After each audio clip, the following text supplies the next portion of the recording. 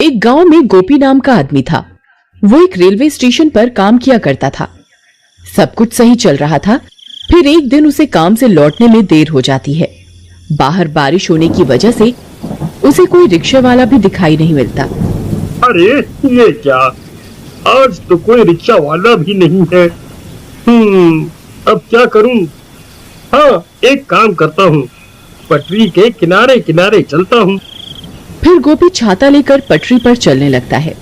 वहाँ उसके अलावा कोई भी नहीं होता। वहाँ बहुत अंधेरा होता है।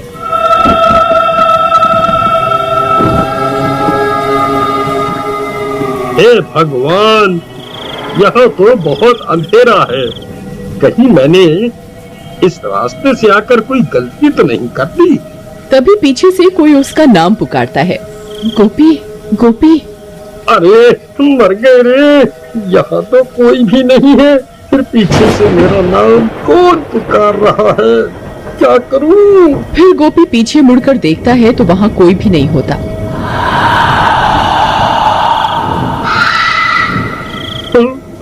अरे यहाँ तो कोई भी नहीं है। हे भगवान, कहीं वो अफवाह सच तो नहीं? नहीं नहीं, ऐसा नहीं हो सकता। फिर वो भागना शुरू कर देता है और भागते भागते अपने घर पहुंच जाता है। अरे सीमा, जल्दी दरवाजा खोलो। सीमा सीमा, अरे जल्दी दरवाजा खोलो। अरे जल्दी खोलो। अजी क्या हुआ? आप इतने घबराए हुए क्यों हो? ऐसा क्या हो गया? अरे जल्दी अंदर चलो, आज तो मैं बाल बाल बच गया। बाहर बारिश होने की वजह से आज मुझे घर के लिए कोई रिक्शा नहीं मिला। इस वजह से मैं पटरियों के रास्ते से घर आने लगा। तभी किसी औरत ने मेरा नाम पुकारा। मैंने पीछे मुड़कर देखा, वहाँ कोई नहीं था। हे भगवान, आपने पीछे मुड़कर क्यों देखा? ये आपने क्या कर दिया? आपको पता नहीं था क्या? सब गांव वालों का कहना है कि अगर कोई औरत पटरियों पर तुम्हें पुकारे तो पीछे मुड़कर नहीं देखना, नहीं तो वो औरत तुम्हारे साथ तुम्हारे घर आ जाएगी। अरे मर गए, ये तुम क्या बोल रही हो सीमा? मैंने तो पीछे मुड़कर देखा था, लेकिन मुझे वहाँ कोई दिखाई नहीं दिया। अब क्या होगा? क्या वो चुड़ैल मेरे पीछे पीछे घर तक आ जाएगी? तभी कोई जोर जोर से उनके घर का दरवाजा पीटने लगता है। अरे मर गए रे, ये इतनी रात में कौन आ गया? अरे कहीं वो चुड़ैल तो नहीं आ गई? सीमा, तुम जाकर देखो ना, कौन है? फिर सीमा दरवाजा खोलने जाती है। फिर जैसे ही सीमा दरवाजा खोलती है तो उसे वहाँ कोई दिखाई नहीं देता। अरे यहाँ तो कोई भी नहीं है। फिर सीमा दरवाजा बंद कर देती है और कमरे की ओर जाने लगती है कि तभी फिर से कोई दरवाजा खटखटाता है। अरे अब फिर से कौन आ गया? अभी तो कोई भी नहीं था। सीमा फिर से दरवाजा खोलती है लेकिन बाहर कोई भी नहीं होता। लगता है कोई बच्चा शरारत कर रहा है। फिर सीमा दरवाजा बंद कर लेती है, लेकिन बाहर कोई गोपी का इंतजार कर रहा होता है। उसे इंतजार होता है गोपी का। अरे सीमा, लगता है कोई शरारत कर रहा है। तभी फिर से दरवाजे पर दस्तक होती है। सीमा, इस बार मैं जाता हूँ, तुम यहीं रुको। अभी इन बच्चों को सबक सिखाता हूँ। फिर गोपी दरवाजा खोलने जाता है और जैसे ही दरवाजा खोलता है उसकी आंखें फटी की फटी रह जाती हैं। तभी गोपी की चीखने की आवाज आती है। अजी अजी क्या हुआ? आप ठीक तो है ना? फिर सीमा भागते हुए दरवाजे पर जाती है, लेकिन गोपी का कोई नामो निशान नहीं होता। हे भगवान, ये कहाँ चले गए? तभी एक गांव वाला सीमा के घर के पास भागता हुआ आता है। अरे सीमा बहन, अनर्थ हो गया। तुम्हारे घर एक औरत सफेद साड़ी में आई और गोपी भाई को घसीटते हुए अपने साथ पटरियों की तरफ ले गई। लेकिन ये कैसे हो सकता है? भला एक औरत इन्हें कैसे घसीट सकती है? अरे बहना, वह कोई आम औरत नहीं थी, उसके पैर उल्टे थे। वो वही चुड़ैल थी जिसे लोगों ने अक्सर पटरियों पर चलते हुए देखा है। हे भगवान, वीरू भैया, हमें इन्हें बचाना होगा। आप चलिए मेरे साथ। फिर वे लोग अपने साथ कुछ गांव वालों को लेकर उन रेल की पटरियों की तरफ जाते हैं। वहाँ बहुत अंधेरा होता है। अरे गोपी भाई, आप कहाँ हैं?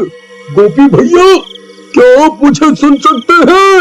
अरे भाइयों, मैं यहाँ हूँ, इधर देखो आगे की तरफ, मुझे बचाओ, कोई मेरी मदद करो। अरे ये तो गोपी भैया की आवाज है, ये तो सामने से आ रही है, चलो भाइयों। फिर वे लोग दौड़ते हुए गोपी की आवाज का पीछा करने लगते हैं और कुछ ही देर में वहां पहुंच जाते हैं। वहां पहुंचकर उनकी आंखें फटी की फटी रह जाती हैं। चुड़ैल ने गोपी को रेल की पटरियों के बीच गाड़ रखा होता है। गोपी का सर बाहर होता है और बाकी का शरीर जमीन के अंदर होता है। अरे गोपी भाई, ये आपको किसने जमीन के अंदर गाड़ दिया? अरे भाई, मेरी मदद करो, उस चुड़ैल ने मेरी ये हालत कर दी है, वो यही आसपास ही है, जल्दी से मुझे बाहर निकालो, कहीं कोई ट्रेन आ गई तो मैं नहीं बचूंगा। फिर कुछ गांव वाले गोपी का सर पकड़कर उसे बाहर खींचने की कोशिश करने लगते हैं। आई मम्मी, आई, अरे नास मिटो, ये क्या कर रहे हो? मेरी गर्दन धड़ से अलग करना चाहते हो क्या? आई, आई। तभी डरावनी डरावनी आवाजें आने लगती हैं।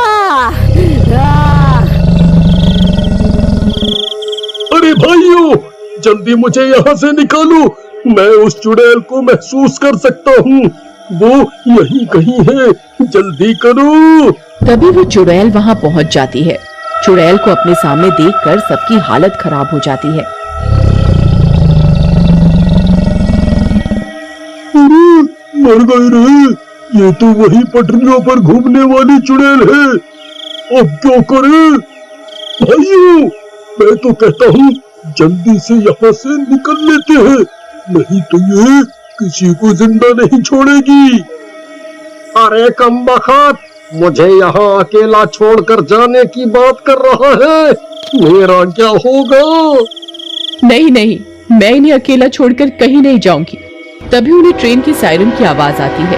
आई मम्मी, ये तो ट्रेन की आवाज है भाई, अरे मर गया रे, अब मैं नहीं बचूंगा। अरे अरे गाँव वालों, जल्दी मुझे यहाँ से निकालो। फिर जैसे ही गांव वाले गोपी को फिर से निकालने की कोशिश करते हैं, चुड़ैल गुर्राने लगती है। अरे भागो रे, ये चुड़ैल अब हमें नहीं छोड़ेगी, भागो। फिर वे सब गांव वाले पटरी से दूर भाग जाते हैं। ट्रेन की आवाज भी अब तेज हो जाती है।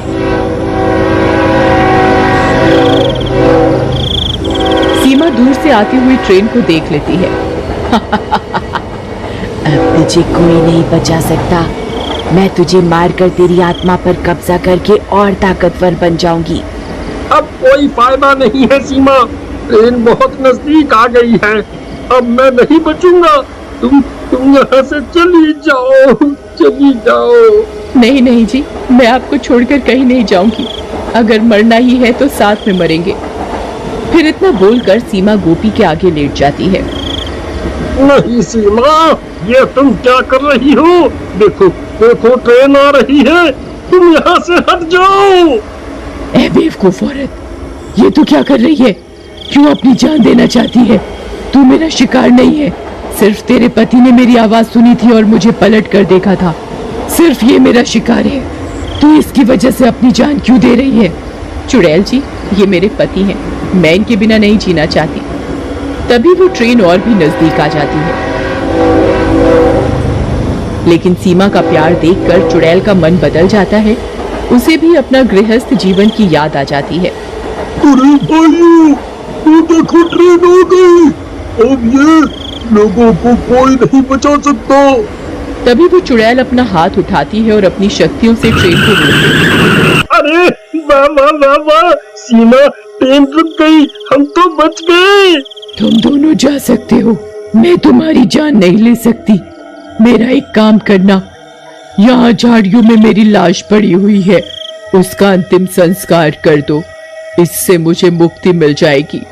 फिर गांव वाले उस चुड़ैल की लाश ढूंढते हैं और उसका अंतिम संस्कार कर देते हैं। और उस दिन के बाद से उन रेल की पटरियों पर किसी औरत की आवाज सुनाई नहीं देती।